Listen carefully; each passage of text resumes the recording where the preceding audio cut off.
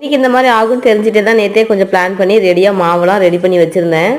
மகா சிவராத்திரிக்கு நம்ம விடிய கோயிலில் தூங்காமல் இருப்போம். வந்த உடனே குழந்தைங்கள ஸ்கூல் அனுப்புறது கொஞ்சம் கஷ்டமாக இருக்குன்னு ஈஸியாக சமைக்கலாம்னு சொல்லி பிளான் பண்ணி வச்சுட்டு தான் கோயிலுக்கே போயிருந்தேன்.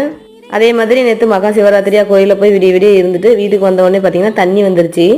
தண்ணியெல்லாம் பிடிச்சிட்டு திரும்ப அடுப்பிட்டு வரதுக்கு எப்பயும் போல டைம் ஆயிடுச்சுங்க. ஆல்ரெடியே ரொம்ப சிம்பிளாக இருக்கிற ரெசிபி தான் பிளான் பண்ணி வச்சிருந்தேன். அதுவும் இப்போ கொஞ்சம் லேட் ஆயிடுச்சா, அதுவே இன்னும் கொஞ்சம் ஈஸியாக செய்கிற மாதிரி குக்கரில் ரெடி பண்ணலான்னு சொல்லிட்டு குக்கரில் ரெடி பண்ண ஆரம்பிச்சிட்டேன்.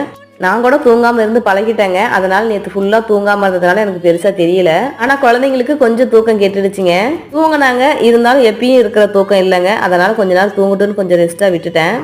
குக்கரில் கொஞ்சம் எண்ணெய் ஊற்றி கடுகு, வெங்காயம், இஞ்சி பூண்டு பேஸ்ட்டு, பச்சை மிளகாய் எல்லாம் சேர்த்து வதக்கிட்டு அதுக்கப்புறம் கட் பண்ணி வச்ச தக்காளி, தேவையான அளவுக்கு உப்பு, கொஞ்சமாக சாம்பார் தூள், தேவையான அளவுக்கு தண்ணி ஊற்றி ஒரு 2 இல்லை 3 விசில் போல் விட்டு நல்லா கடைஞ்சி எடுத்துட்டோம் அப்படின்னா சூப்பராக தோசைக்கு சைடிஸ் ரெடிங்க. இன்னைக்கு ஜெய்குட்டி வேனை விட்டுட்டான். அதனால அவங்க அப்பாவே கூட்டிகிட்டு போய் ஸ்கூலுக்கு விட்டுட்டாரு.